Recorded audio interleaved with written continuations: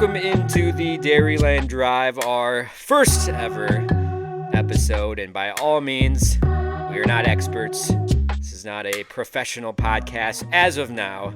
Just a bunch of average Joe, die-hard sports fans that just want to shoot the shit about sports. Packers, football, obviously a lot to talk about.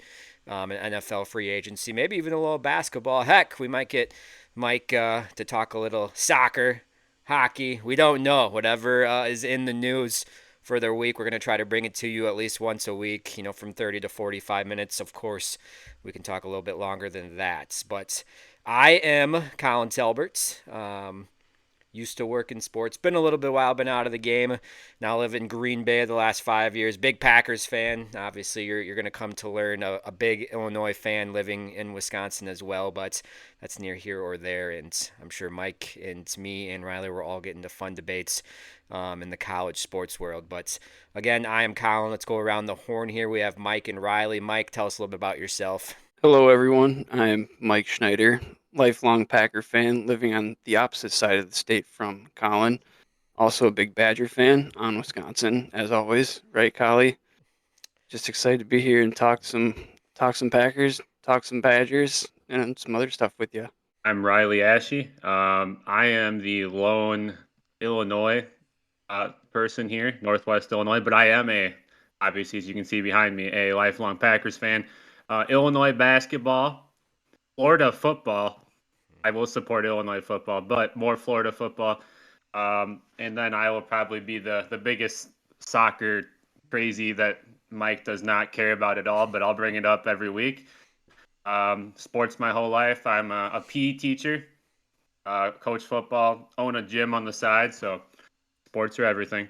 Yeah, different perspectives from different states. But yeah, Packers is definitely the common fandom, I guess, for all three of us. But I think there's going to be a lot of fun debates, not even with the Packers, but I think just in sports in general. I think we maybe see things a little bit differently. I think we're going to have some guest hosts throughout the weeks as well. We'll bring Force on here and there depending on the topic. So yeah, we're definitely going to have some fun.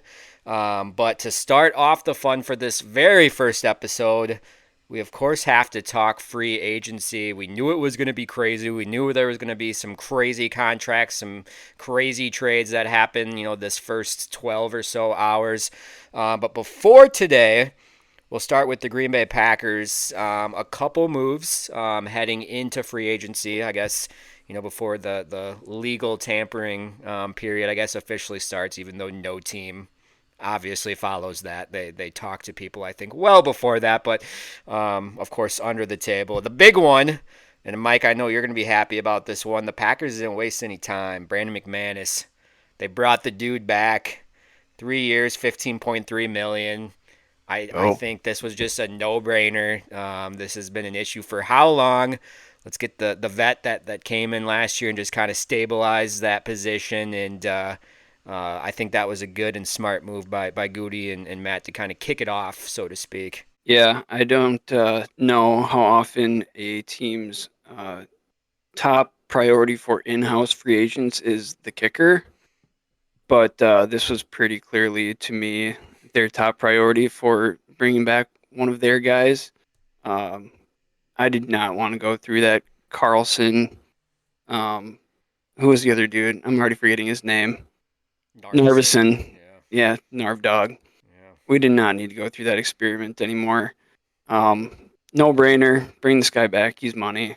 Yeah, I mean, he's solid. Like, what was his 40-yard in? He barely misses, which is, I think obviously big. That was crazily. That seemed like that was Carlson and Narvison's biggest thing was the easy kicks that NFL kickers should make. So bringing the vet dude that he's been around a little while, kicked for some good teams. So I agree. I think that was a no-brainer as well. And I know Riley likes talking kickers too. So the soccer guy. Yeah, I mean, it's like you said, it's just the Packers special teams over the years since Mason Crosby left, and even before we had blunders, obviously, just every year. But yeah, just locking up the kicker. Obviously, we got Whalen too, tendered him at punter. So as long as the long snapper, which I don't know, the long snapper will probably screw us this year, but kicking and punting wise, if the ball actually gets back to him, we're in a good spot. For now, I guess we'll see. We're happy and good spirits right now. Hopefully that doesn't change. But I always saw it as like a Packers fan. That was kind of like our special teams was the curse of having good quarterback play over like our lifetime. I feel like that was kind of the give and take, or at least what it's felt like.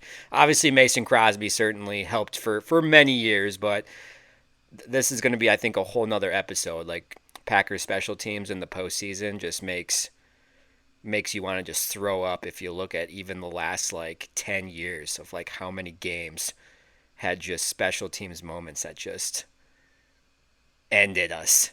But now we have McManus, so I think it's a good signing. It's a smart signing. Maybe not the flashiest, but yes, as you said, as a Packers fan, it's flashy for us because it's a position that has struggled. So, a couple other signings want to get to before we get to the big ones today. Do any of these surprise you? I think these are guys that they're all pretty much bringing back. McDuffie, I think, was probably the headliner of some of those kind of depth pieces. Zane Anderson, Mosby, Emmanuel Wilson, we talked a little bit about. Bo Melton. Anyone kind of surprised you, or did you kind of think all those guys would be back? And are you happy that they're all back, or were you kind of thinking they were maybe going to look elsewhere for some of those depth special teams place guys? I think they're all good pieces to bring back. Like you said, just all special teams pieces that have played important roles. I mean, Zane Anderson played well at safety at the end of the year, however many games that was that he had to play based off injuries. Emmanuel Wilson ran the ball when he needed to. Bo Melton, not this last year really, didn't really get any opportunities, but last year in the postseason, against the 49ers, he caught a touchdown. So they're all guys that have made plays when they've been asked to, and then just being key special team guys, even going along with McDuffie. I'm sure that's the main reason he's back. 2 years, $8 million. Obviously, he's not.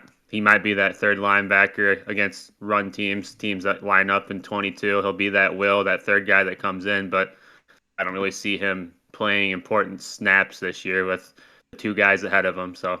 Yeah, I'm with Riley. The three that stuck out for me were McDuffie, Zane, and Emmanuel Wilson. McDuffie obviously providing that depth at linebacker. Zane acquitting himself very well at safety last year, filling in for Evan Williams. And those two guys being special teamers, kind of holding that group together as best they can. And then Emmanuel Wilson proving himself to be a strong second running back, providing a little depth there. Nice change of pace to Josh Jacobs. Keep it going. Yeah, and I think that's something they're going to need, and I think we'll touch on it here in a little bit. I think one of the signings that they made today kind of maybe foreshadows what they want to do this next year, continue doing this next year.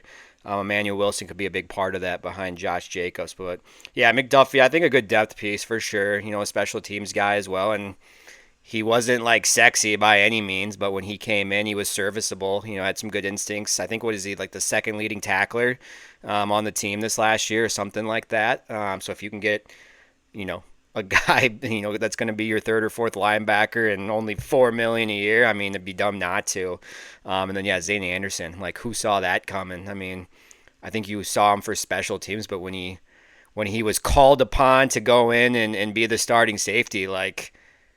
He was actually like pretty impressive. Like I remember just like watching him though. Well, I forgot the two games that he started. I know he got hurt right away in the one game with injury, but he was like just solid. I mean, he's tackler, just kind of one of those like small school or small school high IQ safeties is kind of what he like showed in those moments, but. If you can bring them all back on like just these like vet minimum like small contracts, I mean, they're gonna help you, and I think that was the big thing as well. So the big two signings though came today, and we were getting a little nervous. I know it was kind of a slow start. There was some of the sexy pieces were going by pretty quickly with some big contracts, which we'll get to those in a little bit. But they made two big splashes, added to the offensive line. signed guard Aaron Banks to a 4-year, $77 million contract, almost 28 guaranteed. He's 27 years old with the 49ers last year. Dependable is kind of what he seems. Started 43 games at left guard, 13 last season. But he's now the 6th highest paid guard in the NFL. So they're not just bringing him in to be a depth piece. This guy's going to start from day one. I would assume he's going to start at left guard, and there's going to be some movements along the offensive line, which we can get to. He seems like he's a Packers guy. I mean, he's huge, 6'5", 325. He's got a pretty athletic repertoire. I think it was like a 747 RAS score, which is like screams Packers. I guess just your initial thoughts on the signing. Obviously, it's a pretty big contract. I mean, it's definitely not cheap, but I think it's someone that could help them, and I think someone after hearing this, I think it's an upgrade from who's potentially leaving or who is leaving in Josh Myers. But just want to hear your guys' thoughts. Yeah, so I was reading up on Aaron Banks a little bit today. One of the things that stuck out to me was that he's played all but 5 of his snaps at left guard. So I would imagine that's where they plan on keeping him, which then begs the question, where does Elton Jenkins move to? I'm guessing that's going to be center with Myers out. And then having probably a competition maybe for right guard between perhaps Sean Ryan and Jordan Morgan, if Jordan Morgan's not our left tackle. But like you said, the interior of that line, they're all 6'5", over 310 pounds. Kind of, I think, moving towards that Eagles-Lions kind of mold of just having absolute maulers on the interior there, providing some lanes for Josh Jacobs and company, providing some protection for Jordan Love from the interior. Yeah, I agree. I think more to me, this speaks about kind of what you just said, the style of play that they're going to buy into. I don't think you're going to see the offense that you saw this last year with Jordan Love dropping back, like he's going to go through every progression and sit back there and chuck it around. Aaron Banks is not here to pass block. He is a run blocker. That's his thing, his athleticism for his size. The Niners play action game. Hopefully we talked about this off show, obviously, but getting Tucker Kraft, a little Kittle to him maybe, involve him a little bit more. But I think also shows like they're probably not going to sign a wide receiver, which we probably all already knew. They're committing to 2 tight ends. They're going to feed Josh Jacobs and play action. That's just what they're going to do. And I agree. Jenkins is probably going to go to center. That competition at right guard is going to be very, very interesting. See what they do there, or if, Jordan Morgan maybe pushing Walker at left tackle. I don't know. I kind of feel bad for Morgan because they kind of did this to him last year, but they play him at left tackle, then they play him at right guard. It's like I wonder if he would actually beat out one of those two if they just give him all the reps at one of the positions. But he's kind of the 6th utility man. Maybe gonna screw him over on playing time, but I guess I don't know. Maybe that'll get him better for the future as well. I have no idea. Yeah, I think that's like the almost more intriguing part is, who the starting 5 is going to be. I would imagine that they would probably look to bring in someone in the draft as well. In day 1, day 2, maybe early day 3. You're gonna that's just the Packers way. They're gonna bring in a young offensive lineman in probably one of the first 4 rounds. You're also gonna have that thrown into the mix as well. I think the big thing is like just the depth, and we talked a little bit about this, like I said off show, like the depth towards the end of the season last year in the offensive line was not good, and that really showed, especially in the playoffs. The Packers were just limited in what they could do when they were just one down after the other. So I think this shift kind of will hopefully help that. I'm interested to see what they do with Morgan. I would assume Jenkins would move to center. I think that would be your best 5, and I think that would be a strong best 5 in what you want to do. And the thing that I think that's most exciting is, he comes from like a similar kind of philosophy schematic in like the Shanahan. I think Matt LaFleur has shown to do some of the same things as Shanahan. Maybe not quite all the same from what this last year, but I think there should hopefully be some familiarity there. And of course, the familiarity is just maul the guys in front of you, maul the big 300-pounders in front of you, and open up some lanes for Josh Jacobs. But LaFleur has shown that he can be pretty creative in some of his run stuff. So that could really, open the door in his creativity, I guess, going into next year as well. So, yeah, it will be interesting to see. And it's funny, though, of all the talk of how Zach Tom could be like an all-pro Hall of Fame center, that went out the door very quickly of I think he's going to stay, on the outside. I think he has to just to be your best five. I think he would want to stay at tackle, though, too, Yeah. because that's where the big money is. Yes, Where the exactly. money That's where the is. money is. You betcha. Talking about money, one more contract handed out today, another position of need. Can I get an ILL, Mr. Nate Hobbs? I. All right. The former Illini, fifth-round pick, former Raider Nate Hobbs, 4 years, $48 million, 16 guaranteed. Maybe not the flashiest, maybe one of those under the radar, but he's young. I think he's kind of entering that prime of his career. When he has been healthy and been on the field, he's been solid, versatile. I think he can play inside, outside, pretty athletic. I was very excited about this. Outside of him being a former Illini, I think this is someone that makes you better and is an upgrade from Eric Stokes. And I think, having guys that can play multiple positions, I think that screams Jeff Hafley as well of what he wants to do on the defense. I think this allows that with him and Nixon and Bullard obviously can already play the slot. I think there's a lot of interchanging parts that could be very exciting. But I guess initial reaction when you saw this, was it pretty much, I like it, or the more you read about it, do you really like it and love this signing? Originally, when I saw it, it's like, okay. But then the contract came out and you see 4 years, 48 million. Okay, cool. But only 16 million guaranteed. That's in NFL today's world. That's nothing guaranteed for how much money he could get. So this is not that big of a contract. So to get a young guy that has been somewhat productive, as versatile as, like you said, he's played slot mainly, but he's 6'1" and super athletic, which screams outside corner, which is kind of, what are we doing with Jair? I have no idea. I don't know what's happened in all the reports today, which I don't believe anything out of any Packers reporter because Goody and the front office is as tight-lipped as they come in the NFL. So it means nothing to me. There's just no way there's no sense for him to be there. I would assume Hobbs is going to play outside. And I think they're going to give Nixon every opportunity to prove that he can be the other outside. Because I think they love Bullard in the slot.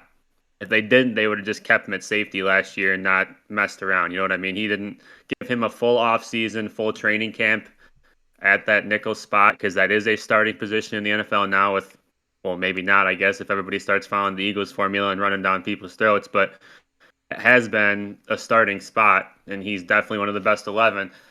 So it'll be interesting to see. I don't think any of us really truly know what they're going to do in that DB room with all the versatility they do have, but in my head, it's screaming he's gonna be on the defense's right side corner, outside corner, and that's just where he's gonna be.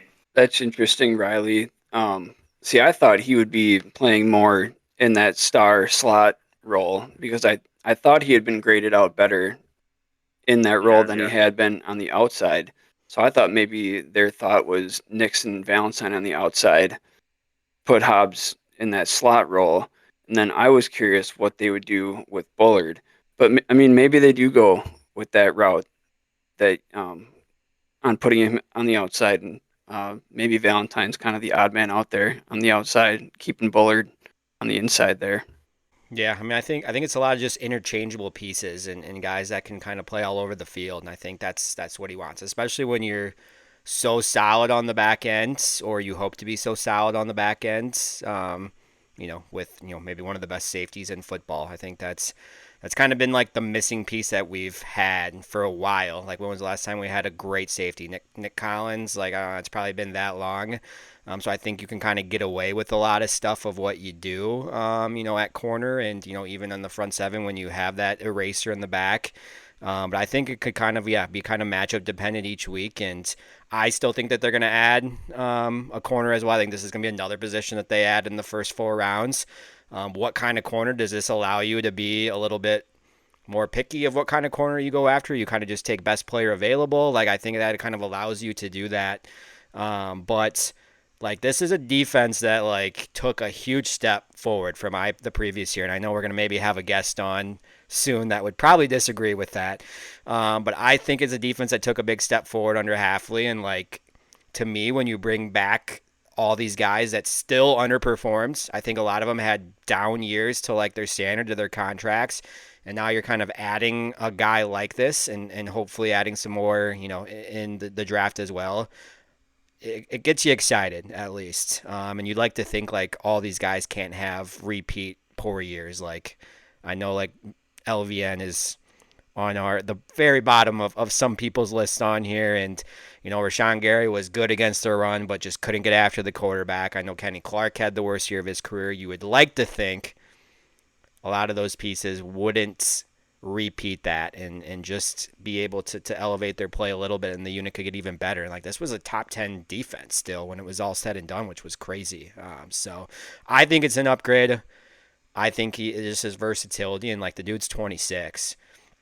And he's kind of got like a chip on his shoulder as well, because he used to play a lot of special teams and kind of work his way onto the field. And I think he's just like a good football player, and hopefully he can stay healthy, stay on the field, and provide that. So, well, that was all the Packers did, but that is not all the NFL did.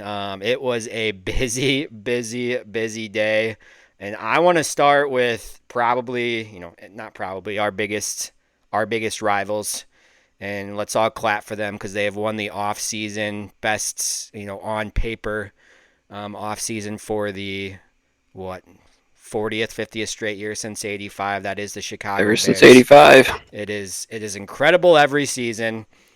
This is probably the one off season that I've been like, oh damn, that's some good additions. But of course, it's all on paper. Of course, it's still a first ever head coach in Ben Johnson. Of course, it's still Caleb Williams that we still don't know what we got from him. But he has 3 new offensive linemen: Joe Tooney, Jonah Jackson, and then Drew Dahlman today, which I know some of us were big on, of the Packers potentially going after. So they just improved their offensive line. But then they weren't done. Then they signed a couple on, up front on the defensive side. Grady Jarrett, probably one of the bigger ones. Then Dio Adoyingbo. I don't know if I said that. There is no way I said that right. But big thing is, these are all like big contracts. The guys that they signed today, then some of the trades they made last week, a 4th rounder in 2026 and then a 5th rounder in 2025. But does this like make you nervous at all, or is it just kind of same old as like, hey, yeah, sure, they look good on paper, but we still got to see it first? Is that kind of where you're at? Yeah, it doesn't make me nervous. Not yet. Not till we can actually get to the season here. But I'm just going to stick to the offensive line signings that they made here. It's pretty clear that their goal is to protect Caleb Williams. I hope he was so. sacked. I hope so. I mean, he was sacked, 58 times last year or something like that. Not all of them, obviously, are on the offensive line. Some of that was of his own doing. But I think Ben Johnson probably feels he can probably coach some of that out of him.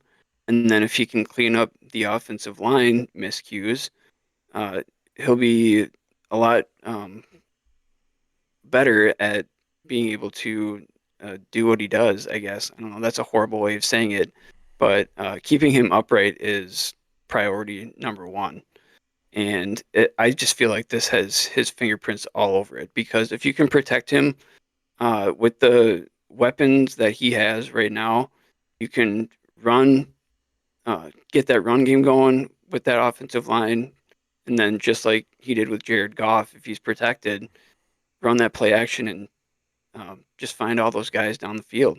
Yeah, I think, like, if you're talking about like the whole NFL as a whole, how do I feel about the Bears? I don't think I'm like, oh, they might win a Super Bowl next year, like I'm sure all the Bears fans are saying. As a Packers fan, I am very nervous because their offensive line upgraded. Okay, we got no pass rush last year, and their offensive line sucked against them in the game we lost.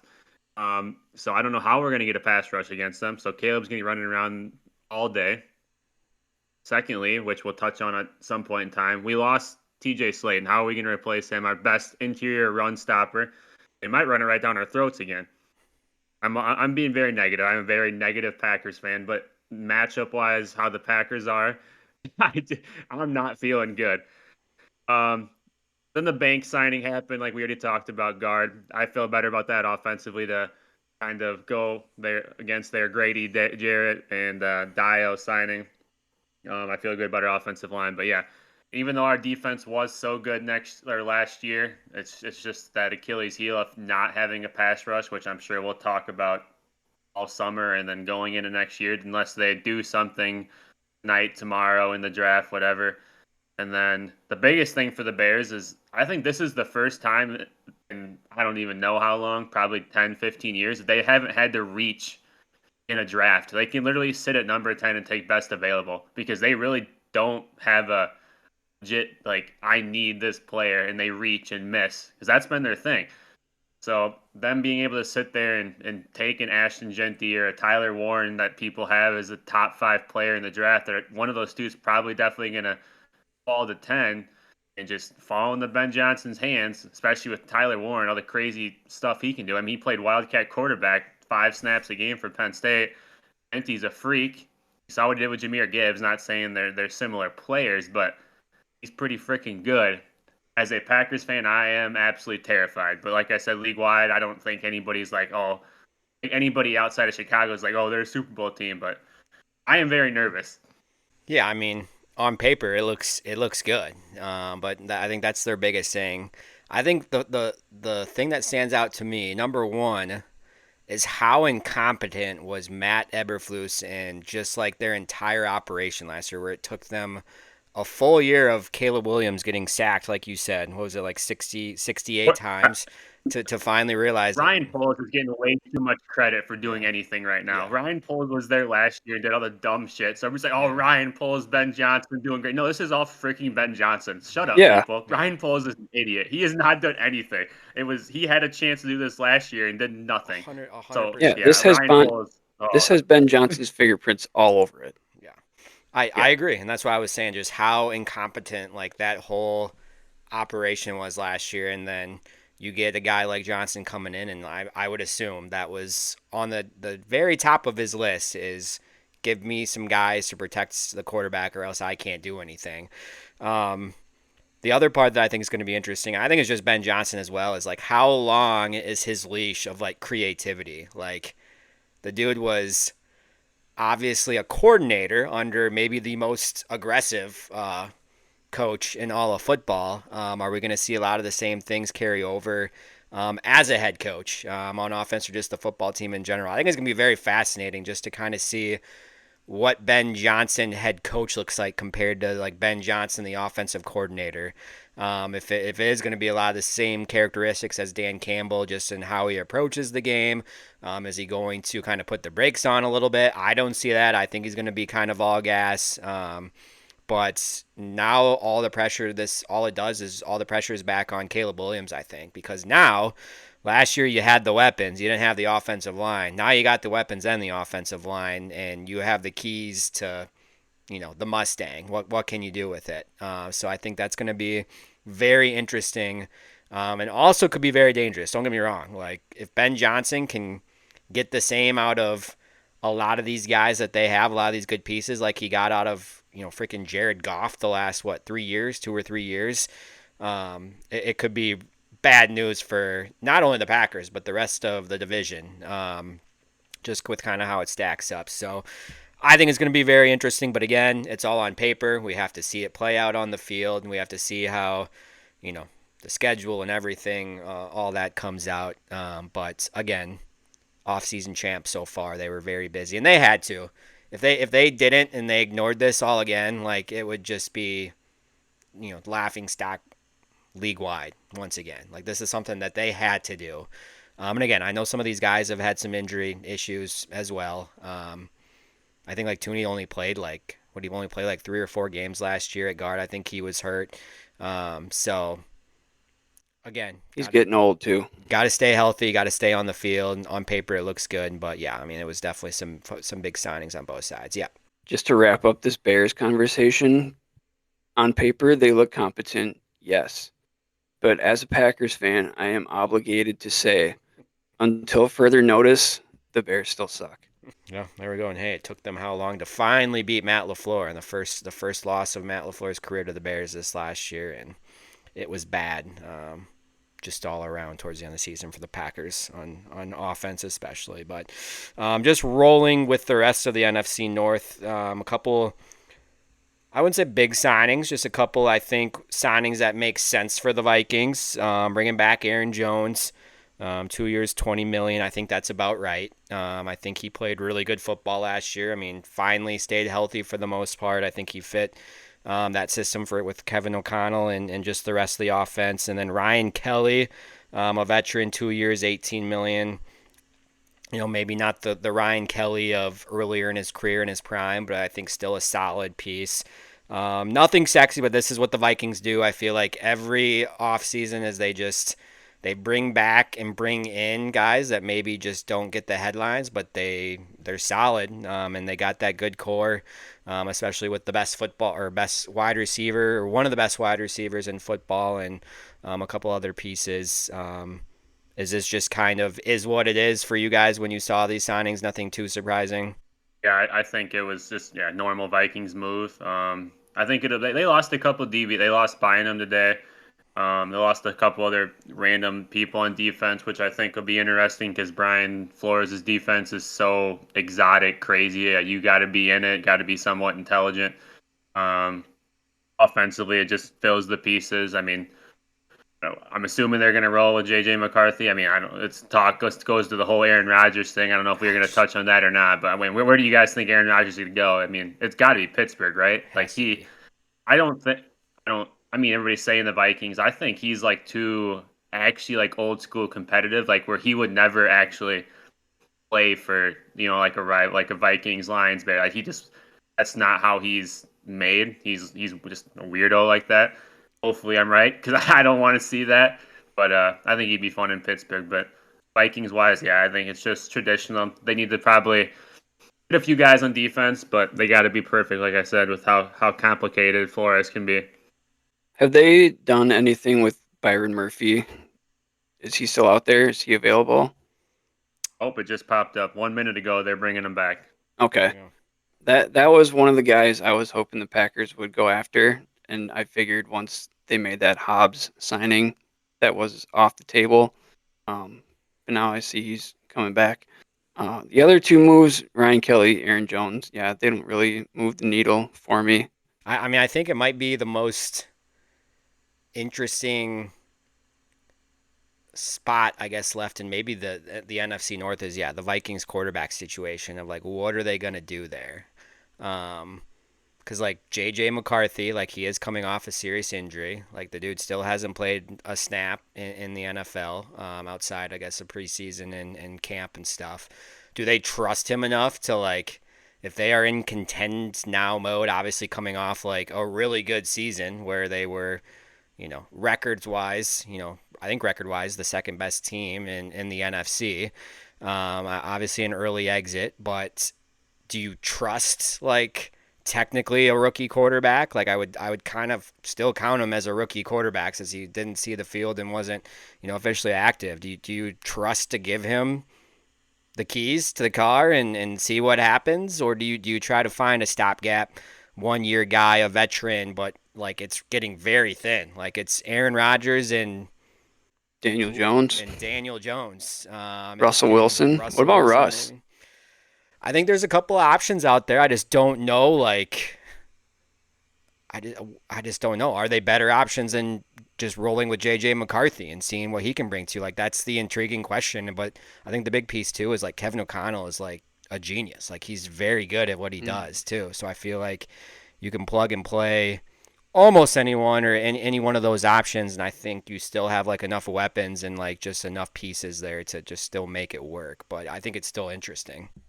I'd lean towards like they're gonna roll with them because We talk about how lucky Sam Darnold is that he got hurt last year, because if you go back to last preseason, JJ McCarthy was 100% winning that starting job before he got hurt.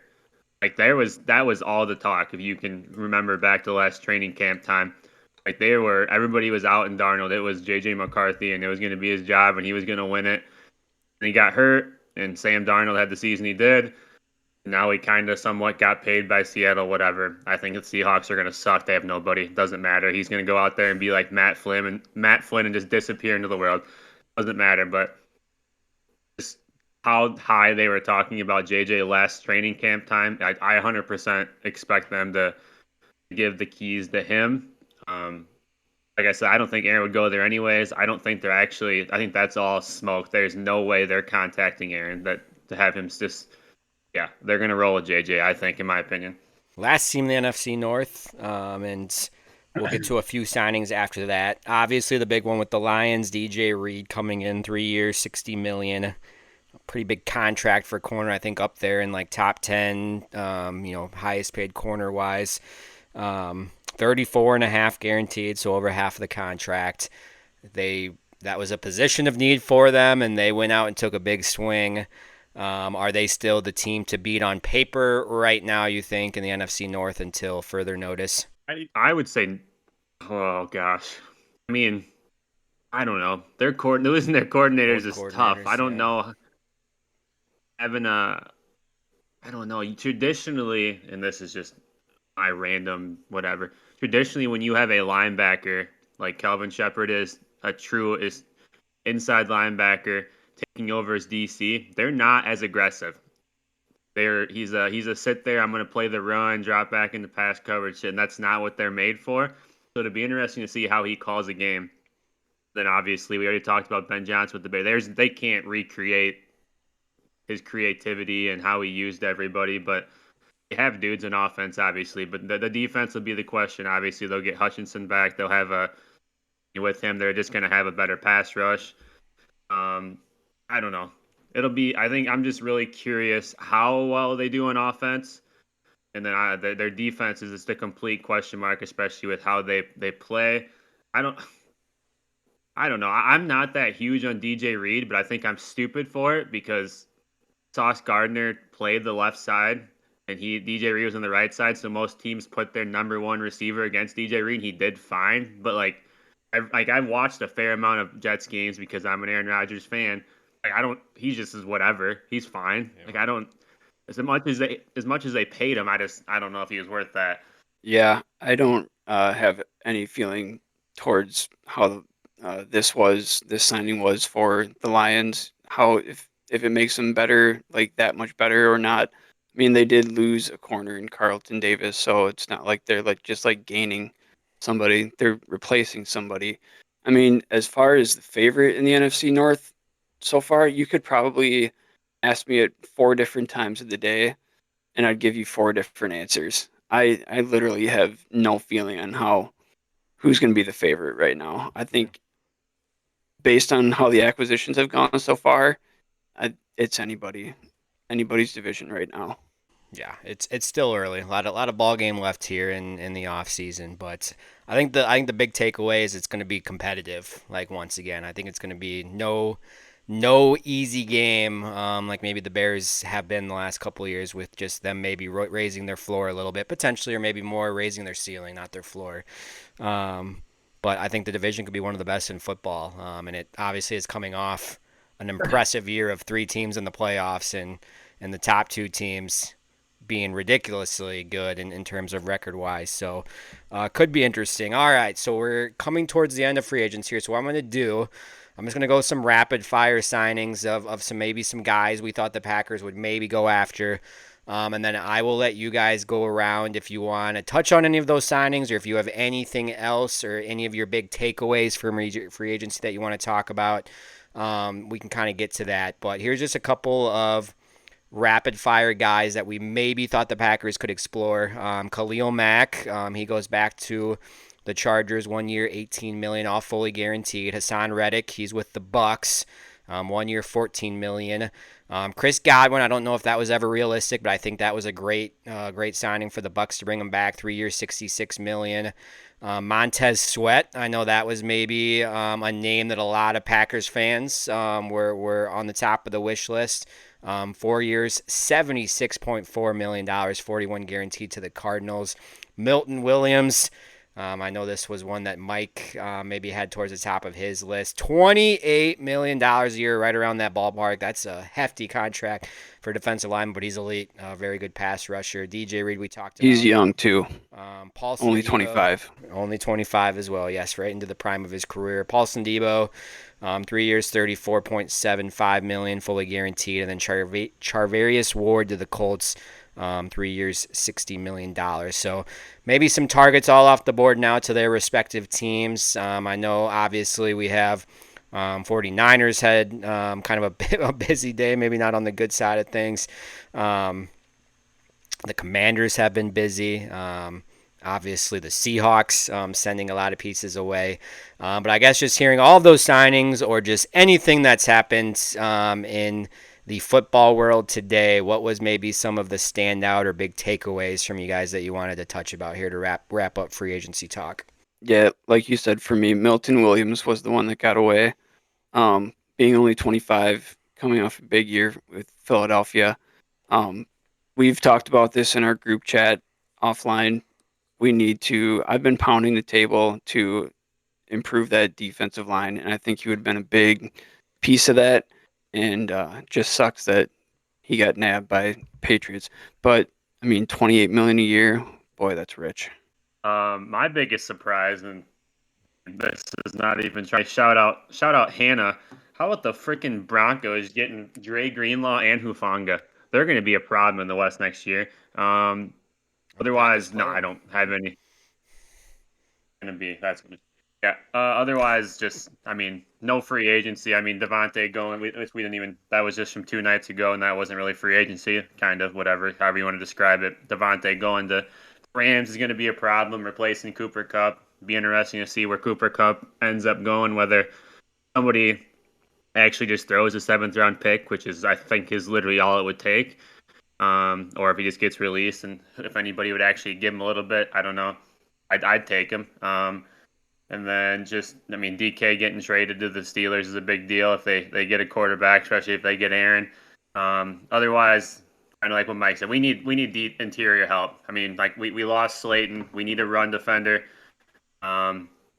We need edge rushers because it's just Gary, and he obviously had a very below average year last year, which there's not many out there still. It's just Ojari, and then just a bunch of old guys, basically, which does not really fit what the Packers have traditionally done. They're not really that team that goes out and signs old dudes for 1 year, even though they could, because they still have money to spend. But, yeah, that's all I got. So you said old dudes. What about, I know Trey Henderson's been asking for a trade out of Cincinnati. I would love to get him for get on a 3-year deal. He's 30, but he's led the league in sacks. He led the league in sacks last year. Had 17.5 the last 2 years each. How would you feel about that? Well, I'd love it, but I just for what if the Myles Garrett thing didn't happen, getting $40 million a year, I would 100% actually think it'd be a possibility with the Packers' lack of moves. But I just do not see them paying him mid-30s, which is what he's going to be asking for now, just because that market of $40 million per year just got set. But nah, I would love him. I don't get why they don't do it every year. There's old edge rushers out there they could sign. They don't have anybody. You know what I mean? Bring a Von Miller in. Bring a DeMarcus Lawrence in that can teach these younger guys, because their entire room besides Gary is basically all on rookie contract. You know what I mean? They just have no veteran leadership on that edge. You go to practice now, they're not all together. The DTs separate, so it's not like they don't even have Kenny Clark in the same room. They're all separated. I wish they'd get a veteran edge, but yeah, that's just not what the Packers do. A lot of ball game left. I know patience is sometimes not a word in the vocabulary of Packers fans, but let's give the benefit of the doubt. Obviously, some more time here left in free agency and the draft. And then, yes, if nothing is added in either one of those avenues, then I think Packers fans definitely have every right to get the pitchforks and maybe be a little bit upset. But we'll give Goody the benefit of the doubt for now. Still a lot of talent on the football team. I think the two signings you make today make them better and bring some of these guys back. And again, have all those draft picks, which Goody has done a pretty good job at for the most part since he took over. And I would not be surprised if he tries to add and get more draft picks just because he is very big on drafting his own guys and keeping his own guys. That has been a huge philosophy for his side. And really quick, just to wrap it up, how about the Commanders? I mean, obviously you bring Deebo Samuel over. They've made some, I think, intriguing moves, and I don't think they're going anywhere. I think Jaden Daniels is a stud, and I think they're going to be a team that's going to compete in the NFC over the next 4-5 years. But just wanted to throw that out there as well. I think it's going to be a tough division, and the NFC, or tough conference overall. And the Packers are going to have to take a step forward. Yes, they've made the playoffs 2 years in a row, but don't forget it's been the 7 seed. 5 years ago or whatever, there wasn't no 7 seed in football. There was only 6 teams that made the playoffs. So will be very interesting to just see how the rest of this offseason plays out. But we're going to shift a little bit from the gridiron to the hardwood real quick here. We're not just all football talk. We, of course, have to speak about the Big Ten tournament. March Madness is here. Been a couple of fun little like one big leagues. I don't know if you've watched ESPN or CBS or any of those networks here the last couple of days. Been some fun tournament games, but the Big Ten tournament starts this week. Going to be interesting. I think it's going to be very competitive, but just wanted to chat a little bit about it. Some favorites, some sleepers.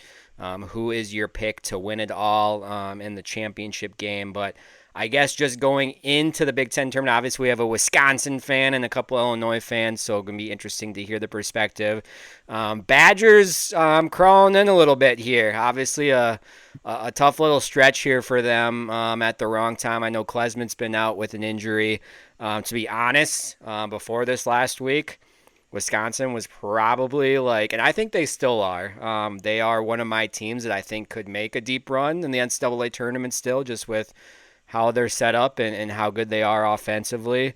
But this last week, Mike, as a Badgers fan, did that change your perspective at all? Just kind of seeing how things went. Obviously, Michigan State is Michigan State. Let's be honest. The stretch that they had to end the season was insane. The teams that they beat is just insane. But then you have the stinker against Penn State. I think that one was kind of a little bit out of nowhere to lose the double bye as well and bump down to the 5 seed. I mean, not even that, but having a close game against Minnesota too. I mean, I know they're your rival and they always play you tough, but man, they're not good. And to squeak out of the barn with that, their last 2 weeks, their whole season they've shot so well from 3-point range. And these last 2 weeks, they just have not been there. And it feels like Tanjay's kind of starting to force things a little bit. I mean, he was probably, between he and Braden Smith, they were probably the 2 favorites for Big Ten Player of the Year. I don't know if Tanjay's last 2 weeks have kind of dropped him out of contention for that now. I do not feel good going into March. You want to be playing your best going into February and March, and they are not doing that right now.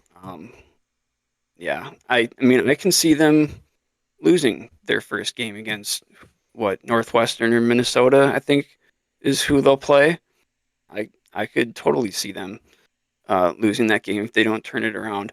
But like you said, I do wonder how much the absence of Klesmit has contributed to that. I don't know what his status is and if he will be back or not. If they can catch fire from 3, yeah, I think they have a pretty good shot. If they can start getting on a heater here, sure, they'll have a really good shot at winning the Big Ten tournament and making a run in March Madness. But until I see anything, I don't think they can. I got nothing to add from that off Wisconsin. I don't. Yeah, I mean, like you said, they could make a run. I mean, lining up with UCLA, I mean, they could easily get to the walk into the semifinals. But kind of like what Mike said, I mean, I don't know who's going to win between Northwestern and Minnesota. I'd tend to lead Northwestern because they're older guards and they can get very hot. And he said like Northwestern can come out and drop 90 on your head with their shooters. They usually don't, but they are streaky like that. They could beat Wisconsin, but at the same time, Wisconsin has a pretty good draw. Well, I think they can walk into the semis if they just play average. Yeah, I agree. I agree with that. I'm not writing them off completely yet. I do think the one like bright spot has Blackwell has played like awesome. I think these last few games because Tanji's Yeah. been like struggling. And I was starting to get, not saying that he is, I was starting to get some AJ Store vibes from him a little bit. And a couple of Yes. losses of forcing stuff, and that's not what's been his bread and butter like all year. Like he's been one of those guys that was just steady and like took what other teams gave him. He get to the foul line and driving and getting downhill, and it seems like he's been settling a lot, like you said. But having a guy like that in March, like that's all you need. If you're old and you have a star, and I think they have two guys that can go off on any night, and him and Blackwell. Like that is something that can win a lot of games in March. So I won't write them off quite yet. I do still question their front court. Like I just don't know if those guys can hold up in some of the matchups. But Wisconsin's gonna be very matchup dependent of what their draws are in the NCAA tournament. But Big Ten tournament wise, I agree. Like I could see them walk the semifinals. I could see them. I don't know. Like last year, they weren't supposed to beat Purdue, and they beat Purdue. Like obviously that was a different team, but I think kind of maybe different situations. But they beat Purdue, and then obviously lost to Illinois in the championship. But like still, I think it's kind of a similar thing as well as if they do like that 4-5 is obviously going to play Michigan State, and yes, they've lost to them twice, I think, or at least once. Um, Anything can happen in March, and Michigan State, I think you would think is due a game where I don't know, like I just can't figure them out. Like I want to talk about them a little bit because I think they're the favorites to win the Big Ten tournament. We're just gonna say Big Ten tournament right now. I think to me, Michigan State and Maryland are probably the two favorites. I think those are the two teams playing the best in the Big Ten right now. Michigan State, I can't figure out. Like they're just a bunch of balanced guys that average like 8 to 10 points a game. They're tough. It's Tom Izzo. Like I said, their stretch to end the season, what they beat Michigan twice. They like walloped Michigan twice by double digits. They won at Illinois.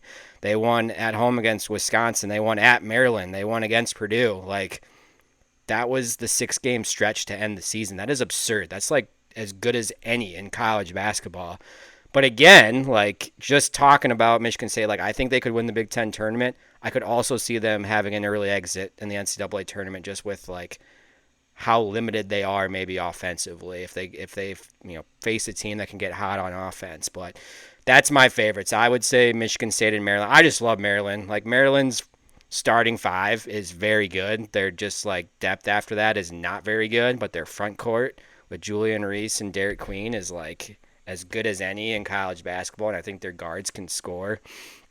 But those are probably my two favorites right now. Yeah, I had Michigan State and Purdue in my championship game.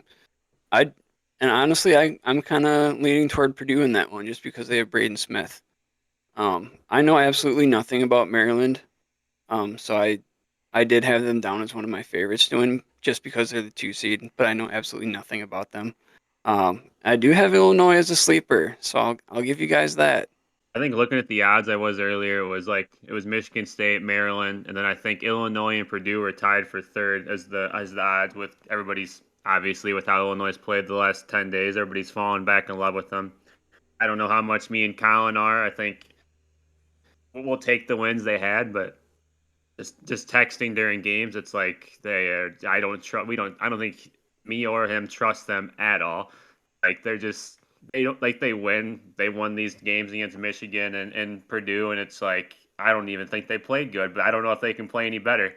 They're just so streaky. Their offense is so stagnant, and then just with all young teams, defense is going to be an absolute question mark every game, especially playing back to back to back like they're going to have to if they're going to want to make a run here, especially running into Maryland without really having Merez Johnson back yet. And I don't know how they even do that. My sleeper, just because I had to pick one, I'm just going to roll with Rutgers just because of the two guys they got, Harper and Bailey. And they run into Purdue. I mean, they got to beat USC first. I think they should. They'll just outscore them.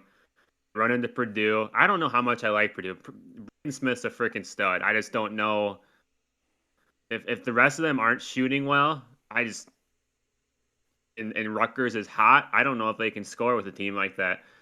And then I think Michigan sucks. So either Purdue or Rutgers is just going to walk into the semifinal. Michigan's dead. Like they are. Their last week, they finally people figured them out.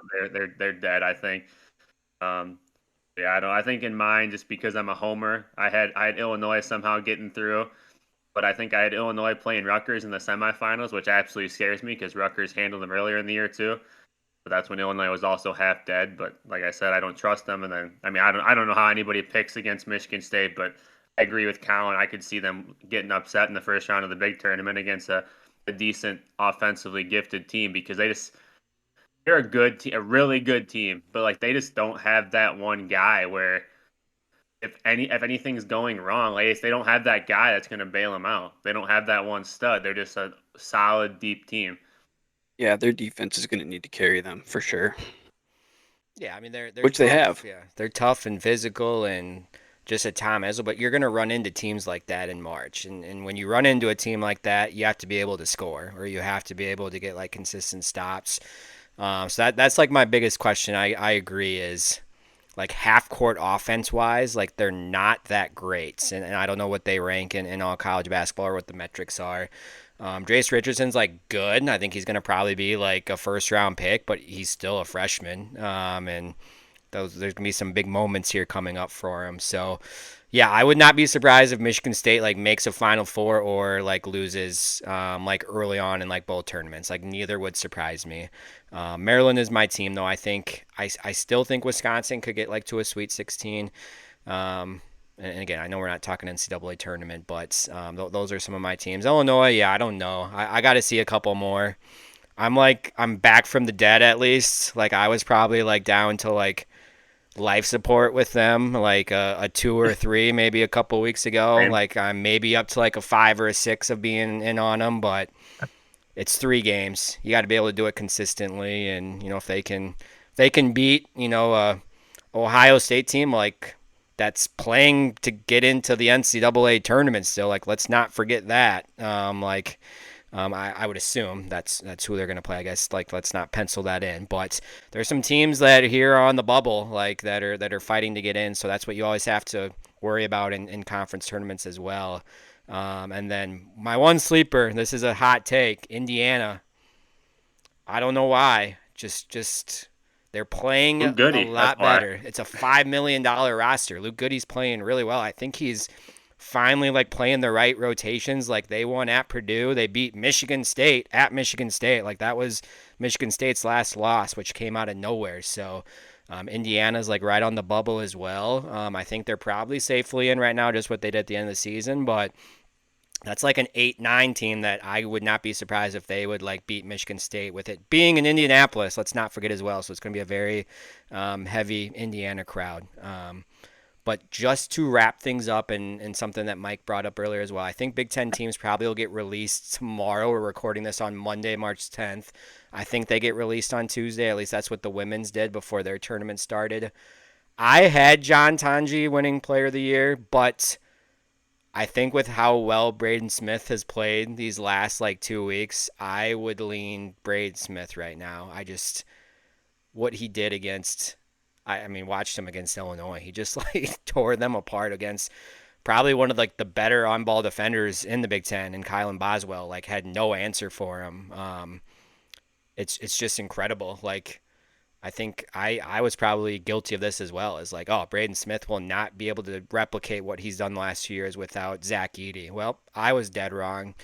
He definitely did, and I think he maybe even elevated his game. And He's just in command like all the time. He's like fun to watch, and like I would not be surprised if the dude plays in the NBA in some capacity. Like I just think he's yes, athletically he's probably not quite there with some of those NBA guards, but he's just like smart and savvy and just like does all the little things, and he's kind of an asshole, which is like good. Like you want those guys. Like I remember him last year against Illinois where he did the Steph Curry sleeper to him at the State Farm Center after he put him away. Like those that's a guy that you want on your team. In college or the NBA. But I would probably lean Braden Smith right now if I were to say my player of the year, just from these last 2 weeks alone. I agree with that. Like, I mean, I don't. It's a two-man race. I mean, I think you could if Maryland only had one of the two big guys they had, that would be the third one, but they just both cancel out each other. So but like you said earlier, Collin gave him a shout out. They're both studs. But it has to be Braden Smith. I think when you watch Purdue, it's just like, God, these guys are not very good, and it's just him and Kaufman just putting in tough buckets, layups. He finishes well around the rim, obviously.